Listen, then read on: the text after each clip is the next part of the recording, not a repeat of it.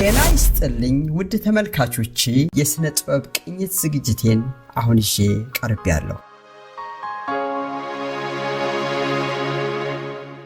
የተደበቁ እውነቶችን ፈልፍለን የምንተችበት ይህ ዝግጅት በብዙዎች ተወዳጅነትን እያተረፈ በመምጣቱ የተለያዩ ጠቃሚ መረጃዎችን ፈትነን ለማቅረብ እግዚአብሔር ቢፈቅድ እየሞከርን እንገኛለን።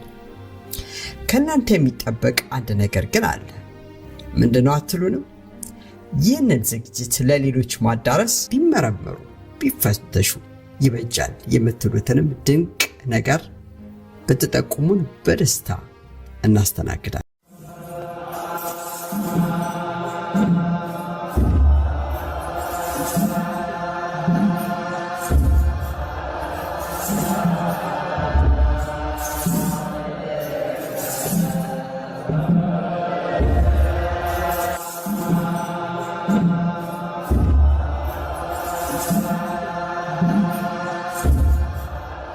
እንደምን ከረማችሁ እንደምን አላችሁ? እኔ ይልማ ኃይሉ ነኝ። ያለሁት ፖላንድ ዋርሶ ሚዚየም ውስጥ ነኝ። ትልቁ እዚህ ዋርሶ የመጣሁበት ምክንያትም የኢትዮጵያ መስቀሎች ኮሌክሽን አሉ ተብሎ ስለተነገሩኝ ነው። ከዛ በተጨማሪም የኢትዮጵያ ኦርቶዶክሳዊት ተዋሕዶ ቤተክርስቲያን ታቦትም እዚህ አለ ስለተባልኩ ወደዚህ መጥቻለሁ።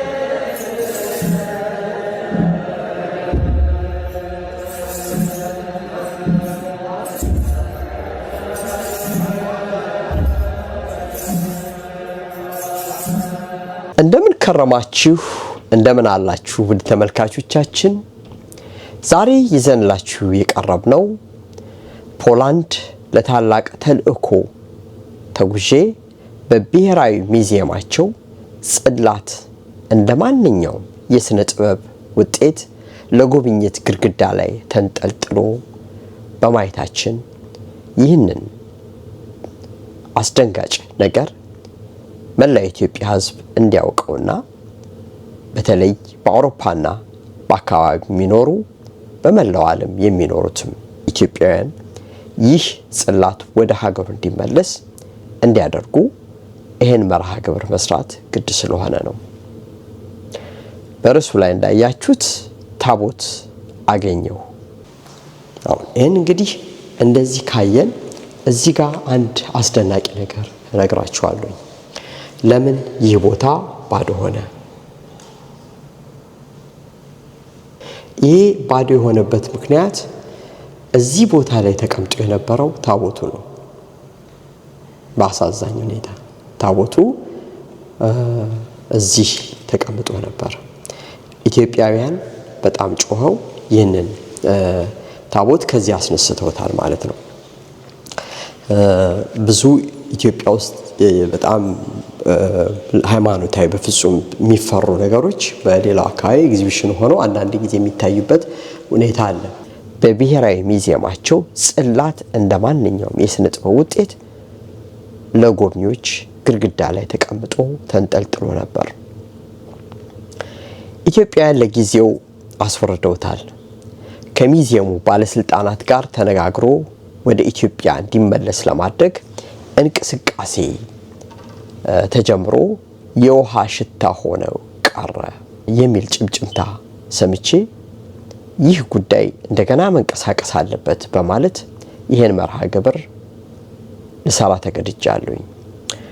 2 ወር በአውሮፓ በተጓዝኩበት ጊዜ በየቦታው የኢትዮጵያ ቅርሶችን ለእይታ ወይም ደግሞ ለሕዝብ ግልጽ አድርጌ በማቀርብበት ጊዜ ይሄ የጽላት ጉዳይ ትልቅ ርዕስ ስለሆነ ወደ እናንተ ይዤ የቀረብኩት አንድ መፍትሄ እንዲፈለግለት ነው።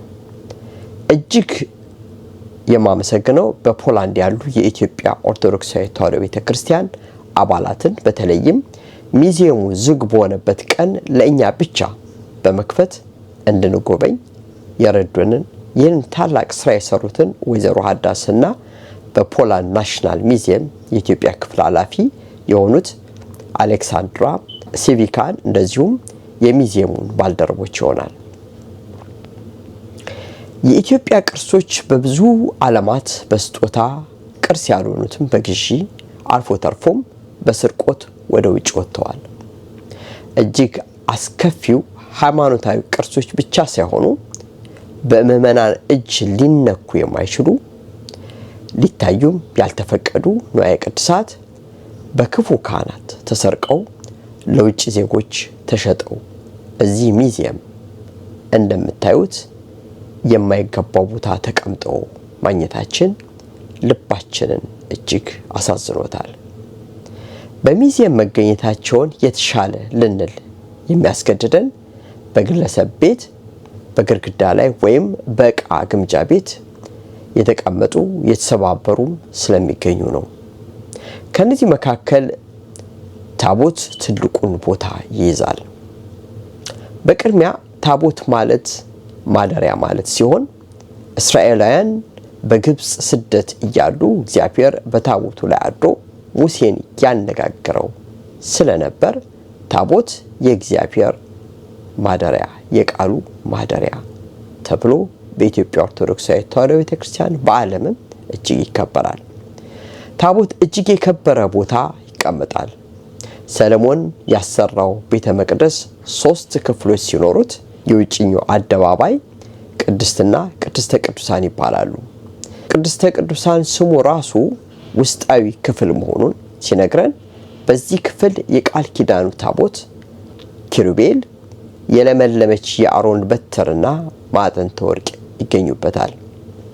በነገራችን ላይ እመቤታችን በቅድስተ ቅዱሳን ባሉት ሁሉ ትመሰላለች።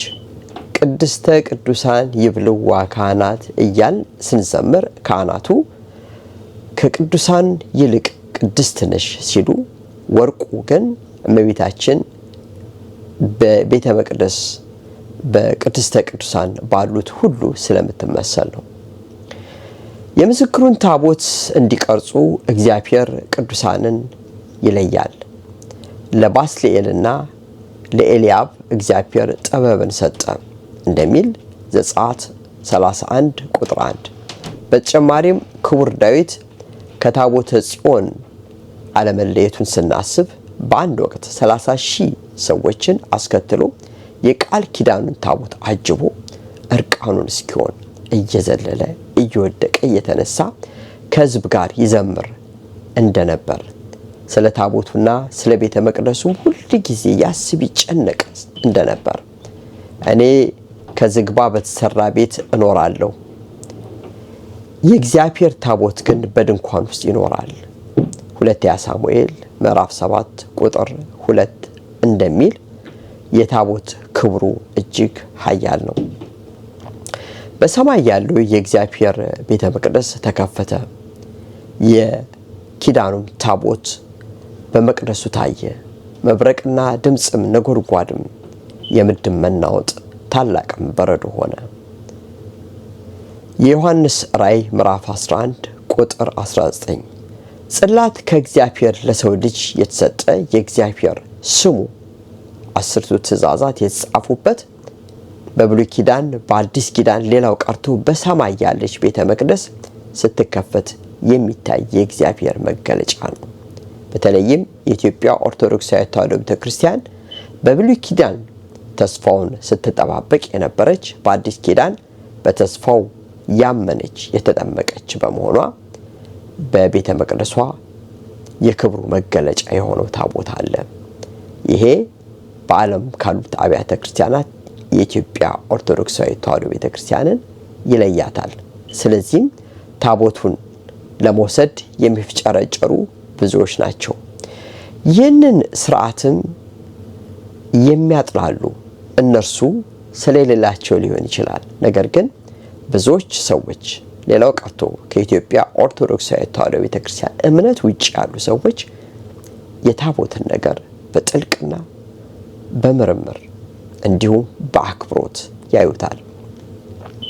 ኢትዮጵያ ከእግዚአብሔር የተሰጣትን አደራ ጠብቃ የምትኖር በመሆኗ ይህንን እጅግ የከበረ ጽላት ትይዝ ዘንድ ተመረጠች። ሙሴ የሰራውና እግዚአብሔር በጣቱ የጻፈበት ጽላት በእግዚአብሔር በኢትዮጵያ በአክሱም ከተማ አለ። በየቤተ መቅደሱ ግን ዋናውን የሚመስል አለ። ለስርቆ ለስርቆት የተዳረገው በየቤተ መቅደሱ ካሉት ውስጥ ያለው ነው። በዚህ መሰረት በየትኛውም ደብር ያሉ ጽላቶች ለስርቆት የተጋለጡ ናቸው። ይህ ያገኘነው ጽላት ከየትኛው ደብር እንደተሰረቀ የማይታወቅ ሲሆን እዚህ ሙዚየም ውስጥ ለሕዝብ ግልጽ ሆኖ ተቀምጦ ተገኝቷል። በመጽሐፍም ታትሟል። በእርግጥ ኢትዮጵያውያን አይተው በመጫጫህ ለጊዜው ከተሰቀለበት ተነስቶ ወደ ውስጥ እንዲገባ ተደርጓል። ይህንን ታቦት በጥብቅ ሃይማኖታዊ ክብር አስመዝግቦ ወደ ሀገሩ እንዲመለስ በመላው አውሮፓ ያሉት በአካል ሌሎቻችን በሩቅ ያለን በኢሜል በመጠየቅ ታቦተ ሕጉን በክብር ማስመለስ ግድ ይለናል።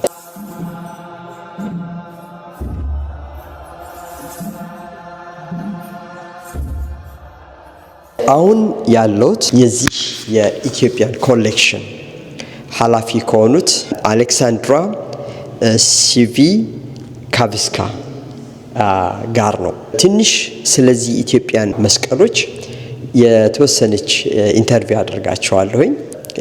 መጀመሪያ አመሰግናለሁ። ምክንያቱም ክራቪዎች የተባሉ አንድ የዚህ የፖላንድ ዜጋ ኢትዮጵያ ድረስ ቆይተው በሙያ ዶክተር ነበሩ እና እዛ አካባቢ ያሉትን መስቀሎች ለራሳቸው ኮሌክት አድርገው መጨረሻ ላይ ግን ለዚህ ሙዚየም አስረክበዋል። በነገራችን ላይ ኢትዮጵያ ውስጥ የታተመ አንድ የመስቀል ኮሌክሽን መጽሐፍም አላቸው እና ስለዚህ ሁሉ ነገር እንግዲህ ከዋናዋ እዚህ ካሉት የሙዚየሙ ኃላፊ ከአሌክሳንድሪያ ጋር ቃለ መጠይቅ እናደርጋለን። Thank you for your willing to give us the interview about the Ethiopian collection crosses. So could you tell me about the history of this collection? You are welcome. We are in the National Museum in Warsaw, and there we have one of the biggest collections of Ethiopian art in Europe, and we show it on the Faras Gallery. We have something about 500 crosses here, and they came from the collection of Władysław Korabiewicz, who collected them across Ethiopia when he traveled in this country. They are here in the National Museum from 70s, 80s, and 19th century. Yes, 20th century, of course, 20th century. And I'm really happy you can see them here, and I'm really happy the people from not only Ethiopia but also European people, Polish people can look at the Ethiopian crosses here and know them. Thank you. This is pleasure just to see our cross in and outside to Ethiopia. And what do you think about the artistical quality of the Ethiopian crosses? I think they are high quality. They are very interesting. If we talk about the iconography, images which they show, and also with ornaments, very decorative one we have. Most of the time the Eastern Orthodox crosses, the ornament and even the design is exceptional. But the Ethiopian cross is more exceptional, and even the form of the cross and sometimes the picture. So what you telling about maybe some exceptional, just the symbol or something like that? As you know, they are really special because it's images and ornamentic and so on. I think the really interesting, for me, the really interesting ones are with these images of sleeping people or something like this. እንግዲህ ከሷ እንደተረዳሁት ቀደም ብዬ እነዚህ ኮሌክሽኖች ከ17ኛው ከ18ኛው ከ19ኛውና ከ20ኛው መቶ ክፍለ ዘመን የተሰበሰቡ ናቸው። ይህ ሰው ኢትዮጵያ ውስጥ በሕክምና ወይም በሌላ የዶክተርነት ጉዳይ ለስራ ነው እዛ ሄደው ግን ኮሌክት ያደረጋቸው ጥንት የሆኑትን መስቀሎች There was the Ark of Covenant here, just a replica of Ark of Covenant. What do you tell about that? I think it was truly tablet object, yes. But the Society of Ethiopians here in Warsaw asked us to remove it from the gallery, so we just did it. Yeah.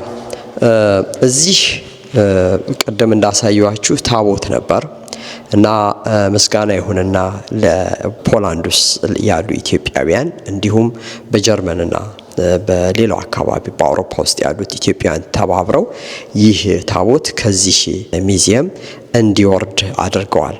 This is the Ethiopian secret, that's very respected tabot for us, so it should return to Ethiopia. Because very sad just to see in the museum. What your museum think about these things? So just how can you explain that? The object is on loan from the Karabievich collection. It's not in our property, yes. So we just cannot do this because we can look because Karabievich is dead just, so there's this problem with his collection. Is he alive right now? No. He died. He died in 90s. Okay. So just maybe this is a serious subject. So we Ethiopians, first I like your approach. You are very kind, but we should discuss on just returning this tablet to Ethiopia, and even will maybe just our patriarch, he will ask this. It should be processed, and he don't know how is very significant for Ethiopians. Maybe just we will discuss on it. If there is any opportunity, you can help us too. I hope sometime it will be, but this is not my decision. Yeah. This is not even director of National Museum decision, but decisions of Polish government, so on. Yeah. Even this is private collection, so just we should work on that. This is not regular time, by the way. ይሄ የሚዚየሙ የሚከፈትበት ቀን አይደለም። እኛን አክብረው ነው ይሄንን ቀን የፈቀዱልን። ዛሬ ዝግ ነው ሚዚየም። በዚህ ጊዜ ግን በእውነት እህታችን በጣም ቀና በመሆን ለኛ ፕሮግራም ሰጥታናለች እና ለዚህ በጣም ነው የምናመሰግነው። እንደገና ደግሞ ይሄንን መቼስ በጣም ጥብቅ ነገር ነው። ይሄንን ነገር የግድ ወደ ኢትዮጵያ መመለስ አለበት እና በዚህም ጉዳይ ደግሞ ብዙም የሚያስቸግር አይመስለኝም እኛ በደንብ ከበረታን። Thank you for your time. Thank you very much. Thank you.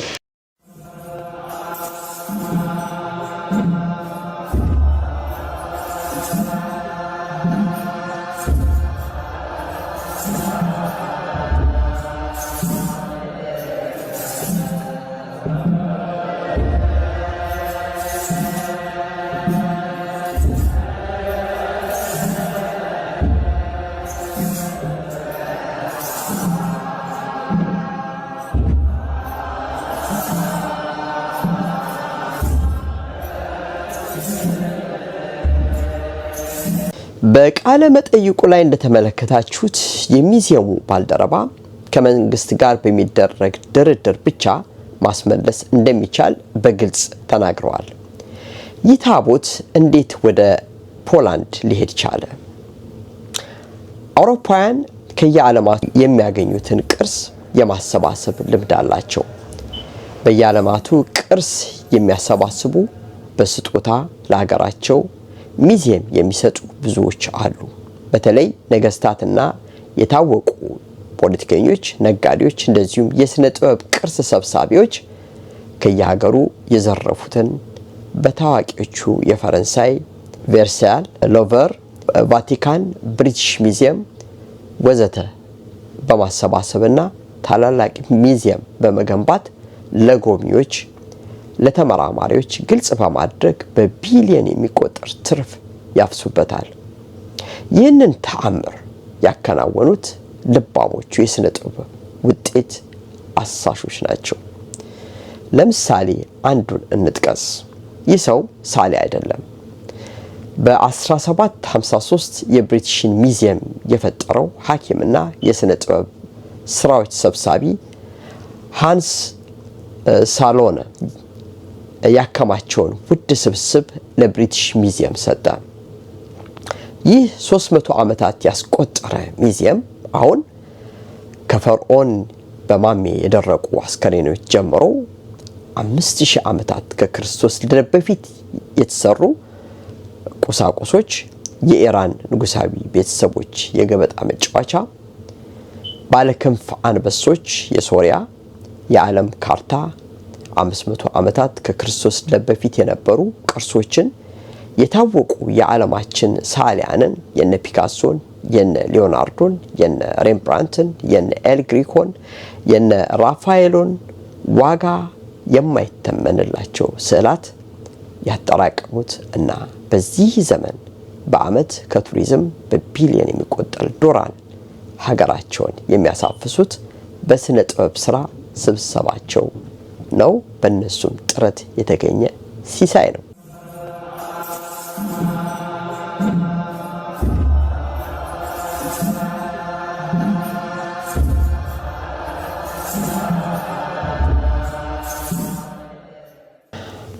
አሁን ወደኛን እንመለስ። የኛ ሰው በተቃራኒው ቅርሱን እየሸጠ የአውሮፓን ሚዚየሞች ያደልባል። በሚያሳዝን ሁኔታ ሀገራችን ከሚገኙ ዘመን ጠገብ የብራና መጽሐፍት ውስጥ በሀገር ካሉት በማይተናነስ ሁኔታ በአውሮፓ ሚዚየም በከፍተኛ ጥበቃ የሚጎበኙት የኛ የብራና መጽሐፍት ናቸው። ለምሳሌ ከ1254 እስከ 1269 ተጻፈ የሚባለው 8ቱ ብሔረ ኦሪት በ13ኛው መቶ ክፍለ ዘመን የተጻፈው መጽሐፈ ነገሥት በፓሪስ ሚዚየም ከሚገኙት መካከል ይጠቀሳሉ። ወደድንም ጠላን ኢትዮጵያ የሥነ ጥበብ ውጤቶች ከሚታፈስባቸው ሀገራት አንዷ ናት። ስለዚህ ቅርሶቿ በሚያስደነግጥ ሁኔታ ከሀገር እየወጡ ይገኛሉ። የሚወጡበት መንገድ ደግሞ የተለያየ ነው። በዲፕሎማት ቦርሳ፣ በፖለቲከኞች ሻንጣ፣ በአየር መንገድ ሰራተኞች በመሳሰሉት በየሚዚየሙ ስንጎበኝ አንድ የኢትዮጵያ ቅርስ አናጣም። ለምሳሌ በብሪቲሽ ሚዚየም ውስጥ ሌላ ለ150 ዓመታት የተደበቀው 11 ታቦት ተገኝቷል። እነዚህ ታቦቶች ይመለሱ አይመለሱ የሚል ውዝግብም ተፈጥሯል።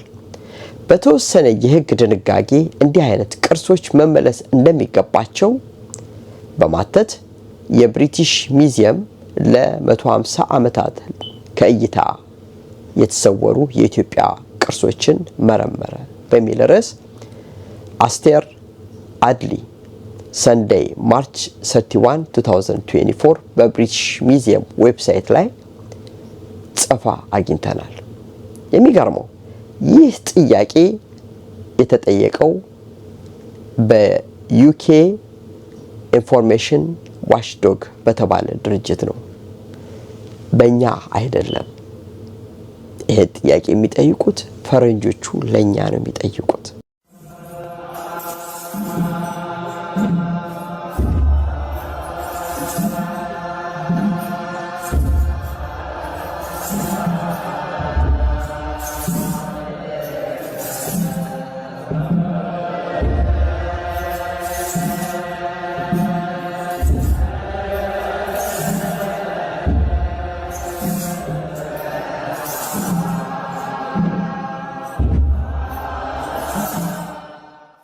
በኢትዮጵያ ውስጥ የሚንቀሳቀሱ ተጓዦች፣ ሚስዮናውያን እና ወታደራዊ ባለስልጣናት ከ15ኛው መቶ ክፍለ ዘመን ጀምሮ ምዕራባውያን ሰብሳቢዎች የብራና ጽሑፎችን ያለማቋረጥ እንዲያገኙ ሁኔታዎች ተመቻችተውላቸዋል። ከኢትዮጵያ ውጭ ባሉ ስብስቦች ውስጥ የተቀመጡት የእነዚህ የእጅ ጽሑፎች ትክክለኛ ቁጥር ሊታወቅ ሊገመት አይችልም። ቢሆንም ብዙዎቹ በአውሮፓ የባህል ተቋማት በልገሳ፣ በኑዛዜ፣ በኦፊሳላዊ ዝርዝርና በንግድ ግዢ ተላልፈዋል። ከነዚህ አካላት መካከል 3 ዋና ዋናዎቹ በሮም የሚገኘው፣ በፓሪስ በሚገኘው በቢብሊዮቴክ ናሽናል ዲ ፍራንስ እና በለንደን የሚገኘው የብሪቲሽ ቤተ መጻሕፍት የ2300 የኢትዮጵያ የብራና ጽሑፎችን ያካተተ ስብስብ አላቸው። በጠቅላላው የብሪቲሽ ቤተ መጻሕፍት ብቻ የኢትዮጵያ የቁም ጽሑፍ ስብስብ ሁሉንም የኢትዮጵያ ስነ ጽሑፍ ገጽታዎች ያጠቃልላል። መጽሐፍ ቅዱሳዊና አዋልድ ጽሑፎች፣ የአገልግሎት መጽሐፍ፣ ጸሎቶች፣ ዜማዎች፣ ቅኔዎች፣ ስነ መለኮታዊ ምርምሮች፣ የቅዱሳት ሕይወትና ትርጓሜ ወይም አስተያየቶች በጥሩ ሁኔታ ተወክለዋል። የሚገርመው መንፈሳዊ ያልሆኑ መጽሐፍትም አሉ። እነዚሁም የሂሳብ፣ ሳይንስ፣ ሰዋስው፣ መዝገበ ቃላት፣ ስነ ፈለግ፣ ግጥምና የሕክምና ጽሑፎችን የሚሸፍኑ የበለጸጉ የዓለማዊ ስራዎችም አሉ። ከኢትዮጵያ የሮያል ቤተ መዛግብት የተወሰደ ኦፊሳላዊ ቁሳቁስም ማግኘት ይቻላል። በተጨማሪም ከኢትዮጵያ ውጪ በጣም ጠቃሚ ከሆኑት መካከል አንዱን የያዘ ሲሆን በአጠቃላይ 120 የግል የእጅ ጽሑፎች በ15ኛውና በ20ኛው መቶ ክፍለ ዘመን መጀመሪያ መካከል የተጻፉ አሉ። ከነዚህ ውስጥ ከ90 በላይ የሚሆኑት እስከ 100 የሚደርሱ የተለያዩ ምሳሌዎችን የያዙ ምጡቅ ሐሳብ የያዙ እንደ ፍልስፍና መጽሐፍ የሚያደርጋቸው ናቸው። እነዚህን የእውቀት መዛግብቶቻችንን ሸጠን ነው በእውቀት ቀንጭረን ኢትዮጵያና ቤተ ክርስቲያንን ስንረግም የምንውለው፣ እርስ በርስ የምንፋጀው። መጽሐፍቱ ቢኖር ብናውቅ ኢትዮጵያንም ብናቃት ኖሮ ይሄ ሁሉ መፋጀት አይኖርም ነበር። አላዋቂ ዝንጉ ሕዝብ ይጠፋል ይላል መጽሐፍ ቅዱስ።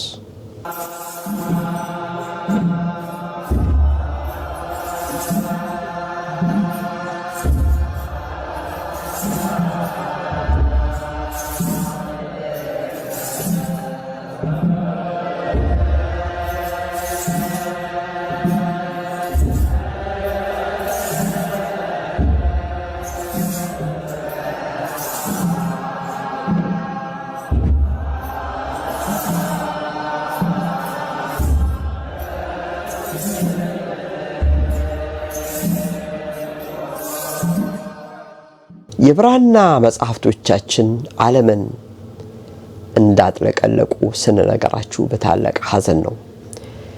የክፉ ጽላቱ ሳይቀር እንደ አፍኒንና ፊናስ ዘመን መሰደዱ ነው።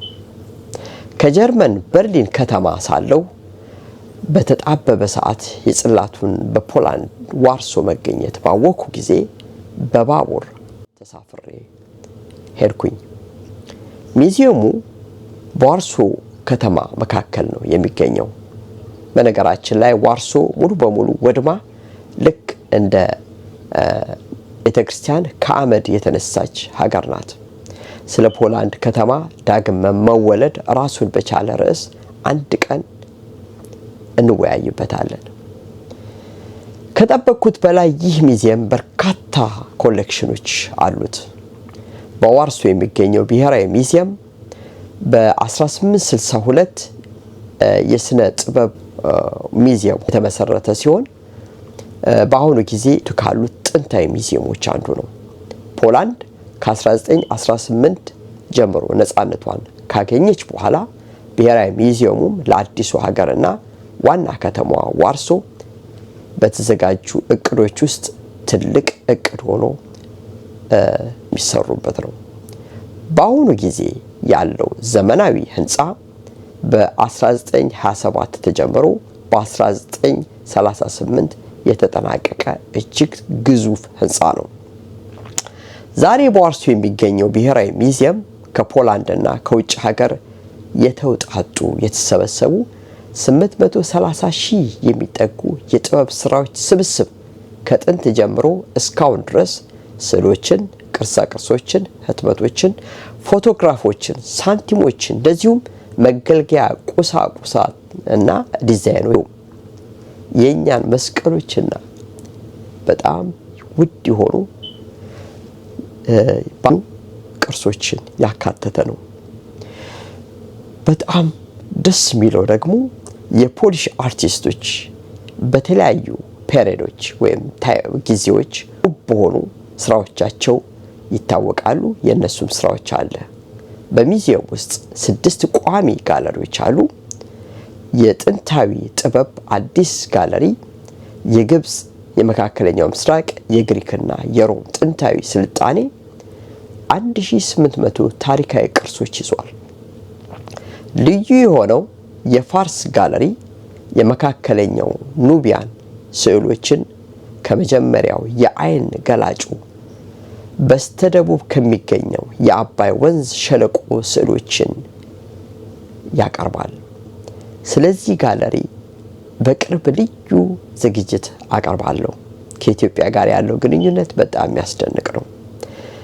በመካከለኛው ዘመን አርት ጋለሪ በፖላንድ ውስጥ በየአይነቱ እጅግ የበለጸገና በጣም የተለየ የሆነ ቅርጅት አላቸው። በዋናነት ከመካከለኛው ዘመን መጨረሻ የተሰሩ ስራዎች ያቀርባል። የድሮ ማስተርስ ማዕከለ ስዕላት የተለያየ የጥበብ ቅርሶችን ያካትታል። ቅርጻ ቅርጽ ጥበባት፣ የግራፊክስ ጥበባት እና የእደ ጥበብ ውጤቶች፣ ሸክላ ስራ፣ ብርጭቆና የሮክ ክሪስታል ዕቃ እና የወርቅ አንጥረኛ ዕቃዎች በሚገባ ተደርድረው ለሙዚየም ለጎብኚ በሚያስጎመጅ ሁኔታ ተቀምጠዋል። በሙዚየም ከሚገኙት መካከል ታዋቂው የ19ኛው መቶ ክፍለ ዘመን ጥበብ ጋለሪ ከታዋቂዎቹ ፖላንድ ሰዓሊዎች ጋር ነው። የፖላንድ ኢምፕሬሽኒስቶች ጥበቦች ከ20ኛው መቶ ክፍለ ዘመን መጀመሪያ ጀምሮ እስከ ዛሬ ድረስ በጣም አስፈላጊ የሆነውን ክፍል በመያዝ በፖላንድ ዲዛይን ጋለሪ ውስጥ በቋሚነት ይታያሉ። በሙዚየም ውስጥ በየዓመቱ ጥቂት ጊዜያዊ የፖላንድ የአውሮፓና የዓለም ኪነ ጥበብ ትዕይንቶችም ይስተናገዳሉ።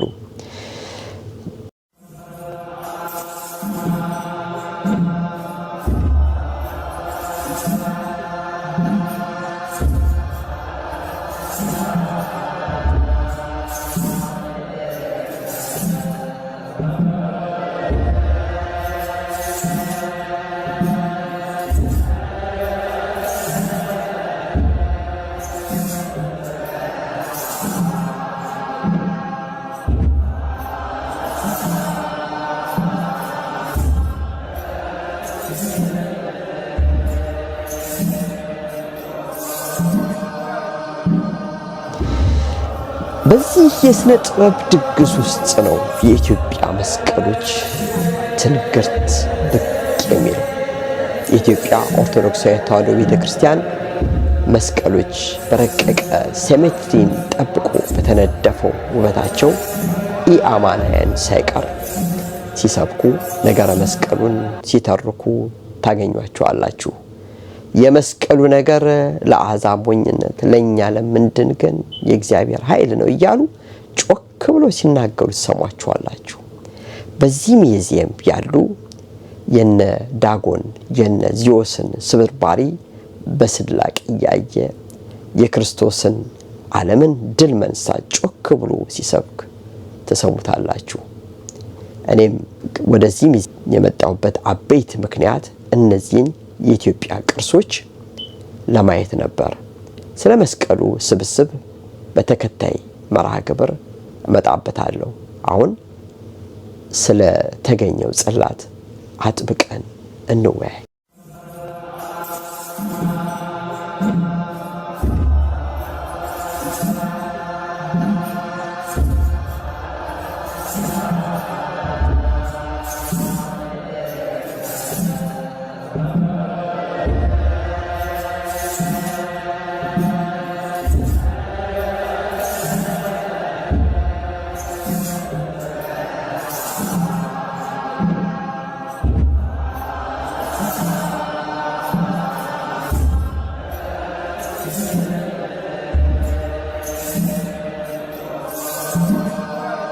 ቦተሪስ ክራቫች የተባለ ዶክተር በ1960ዎቹ ለስራ ኢትዮጵያ በነበረበት ጊዜ የኢትዮጵያን መስቀል ተመልክቶ ልዩ ፍቅር ያድርበታል። ስለዚህም ከገበያ የገዛውን እንደዚሁ እድሜያቸው ስንት እንደሆነ የማይታወቁ በዘመን ብዛት የወየቡ የብር፣ የመዳብ፣ የብረትና የእንጨት መስቀሎችን መሰብሰብ ይጀምራል። ክራቪች የመስቀሎቹን ምንነት ጠንቅቆ ያውቃል። በልዩ ጥበብ እንደተሰሩ ብዙ ዘመናት እንዳስቆጠሩ ያውቃል። በየአብያተ ክርስቲያናቱ ከአገልግሎት ውጭ ተደርገው መቀመጥ የነበረባቸው ምዝገባ የሌላቸው ንዋየ ቅዱሳት እየተዘረፉ ተሸጡ። እርሱም ከሻሞ ውስጥ ገባና የኛን ቅርስ ማፈላለግ ጀመረ። በዚህ መካከል ካህናቱ በተለይ ክፉ ባህሪ ያላቸው የስርቆት ባህሪ ያላቸው ካህናትን ሳያገኝ አይቀርም ብዬ አስባለሁ። በዚህ መንገድ ነው ጽላት የሚሸጡ አሳው መሲህ ካህናትን ያገኘው። አገር ወዳዱ ክራቪች ግን ቅርሱን ሰብስቦ ወደ ሀገሩ ሄደ፣ ለሙዚየሙ አስረከበ። አሁን በፖላንድ የዋርሶ ሙዚየም ዘላለማዊ ቅርስነት ተመዝግቧል። ክራቪች መስቀል ለመሰብሰብ የጀመረው ጉዞ አንድ ቀን የጥምቀትን በዓል ሲያከብር ካህናት አክብረውት የሚጓዙትን ታቦት አይቶ ምንድነው ብሎ ሲጠይቅ ታቦት መሆኑን ይነግሩታል። ይህንንማ ወደ ሀገር ይዤ መሄድ አለብኝ ይላል። አገራቸውን ብቻ ሳይሆን አምላካቸውን የካዱት ሐሰተኛ ካህናት ታቦት አፈላልጉልኝ ብዙ ገንዘብ ሰጣቸዋለሁ ስላለ ብቻ አፈላልገው ታቦቱን አንድ ቀን በምሽት ራሳቸውን በጥቁር ጨርቅ የጠቀለሉ ካህዲዎች ይዘውለት መጡ። ከግምት በላይ የከበረውን እኔ በቋንቋ ልገልጸው የሚሳነኝን ጽላት ምንም ሚስጥሩን ለማይረዳ ካህዲም ለሚሆን አንድ ፖላንዳዊ ሸጡለት። ለወረታው ብር ተቀብለው በሰቆቃ በአፍረትና በጸጸት ከዛ ቤት ወጡ። ኖሮ ሞቱ። እንግዲህ የሚዘረፈውም እንዲህ አይነት በእግዚአብሔርም በሕዝብም በሀገርም የሚያስወቅስ ስራ የሚሰራው ኖሮ ለመሞት ነው። ሰማያዊ ስርዓት የሚፈጸምበት የሚታጠነው ጽላት እንደ አንድ ስዕል ተቆጥሮ በሙዚየም ቆየ። አሁን በፖላንድ ኢትዮጵያን ርብርብ ወደ ግምጃ ቤት ገብቷል። ለብፁዕ አባታችን አቡነ ዲዮናስዮስ፣ ለቋሚ ሲኖዶስ፣ ለሚመለከታቸው የመምሪያ ኃላፊዎች የማሳስበው ቅዱስ ፓትርያርካችን ለፖላንድ መንግስት ቀጥታ ጽፈው ጽላቱ ወደ መንበሩ እንዲመለስ በታላቅ አክብሮት ብድግ ብዬ እጠይቃለሁ። እዚህ ላይ የኢትዮጵያ ኦርቶዶክስ ተዋሕዶ ቤተክርስቲያን ከቅዱስ ፓትርያርኩ ጀምሮ ሁላችሁ ይህንን የምትመለከቱ እዚህ ያለው ታቦት እንዲመለስ አንደኛ፣ ሁለተኛ ደግሞ በየዓለማቱ ያሉት የኢትዮጵያ ውድ የሆኑ ቅርሶች ወደ ኢትዮጵያ እንዲመለሱ መስራት አለብን። ዛሬ አጋጣሚውን ተጠቅሜ ነው ወደዚህ መጥቼ ይህንን አይቼ ከወንድሞቼና ከእህቶቼ ጋር ይህን ያደረኩት። ይህንን ለማድረግ በጣም የረዱኝ ሰዎች አሉ። ጀርመን የኢትዮጵያ ኦርቶዶክሳዊ ተዋሕዶ ቤተክርስቲያን ታላቁ ካህን መላከ ገነት ቆሞስ አባ አብርሃም፣ እንዲሁም በፖላንድ ያሉ ህዝበ ክርስቲያን በአጠቃላይ ይህንን ረድተውኛልና ስላደረጋችሁልኝ ነገር እጅግ አመሰግናለሁ።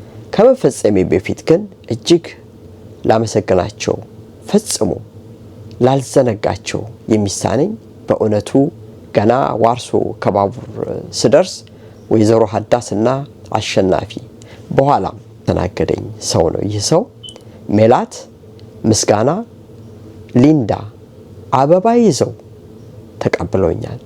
በፖላንድ ወጣት ምዕመናን በታላቅ ክብር ተቀብለው ስለ ምግቤና ስለ መኝታዬ እጅግ ተጨንቀው ላደረጉልኝ ሁሉ የሰራዊት ጌታ እግዚአብሔር ዋጋቸውን አብዝቶ ይስጥልኝ እላለሁ። በመጨረሻም ከበርሊን ስነሳ አባታችን መላከ ገነት ቆሞስ አባ አብርሃም ከንሳ ልጃቸው ወይዘሮ ጆዋ ሕፃን ያሬድ ጋር አውሮፕላን ጣቢያ ድረስ የወሰዱኝን ሳስብ ሁል ጊዜ በመንፈሴ ውስጥ እጅግ ምስጋና ብቻ ሳይሆን እነዚህ ሰዎች ያላቸውን ፍቅር ሳስብ እንባዬ ድቅን ይላል። እነዚህን ሰዎች ይህንን መልእክት የምትሰሙ ሁሉ እንድታመሰግኑልኝ በአክብሮት እጠይቃለሁ። እንግዲህ በሚቀጥለው መስቀልን በተመለከተ ይዘነው በምንቀርበው ልዩ ፕሮግራም ብዙ ነገር እንወያያለን። ቅርሶቻችንን፣ ሀገራችንን፣ ቤተክርስቲያናችንን እንዲሁም ጥበብን በተመለከተ የምንወያይበት ይህ ቻናል ሁላችሁም ሰብስክራይብ አድርጋችሁ በስፋት ብዙ ቦታዎችንም እየጎበኘን ለእናንተ መልካም ስራዎችን እንድናቀርብ ተረዱን ዘንድ እንግዲህ ለዛሬው ታቦታችን ይመለስ እያላችሁ እንድታዩት እንድታመለክቱ ማለት ነው። በመላው አውሮፓ ያላችሁ ደግሞ በደንብ ተንቀሳቅሳችሁ ወደ ኢትዮጵያ እንዲመለስ እንድታደርጉ በአክብሮት እንጠይቃለን። ሰዎችም ይህንን ጉዳይ በቸልታ እንዳታዩት። በተለይ የሀገረ ስብከቱ ሊቀ ጳጳስ ብፁዕ አባታችን አቡነ ዲዮናስዮስ በትክክል በእውነት አስበውበት እንደሚያስቡበት አውቃለሁኝ። ነገር ግን ፈጠን ባለ ሁኔታ ነገሮች እንዲከናወኑ እንዲደረግ ጠይቃለሁ። መልካም ጊዜ ለሁላችሁ።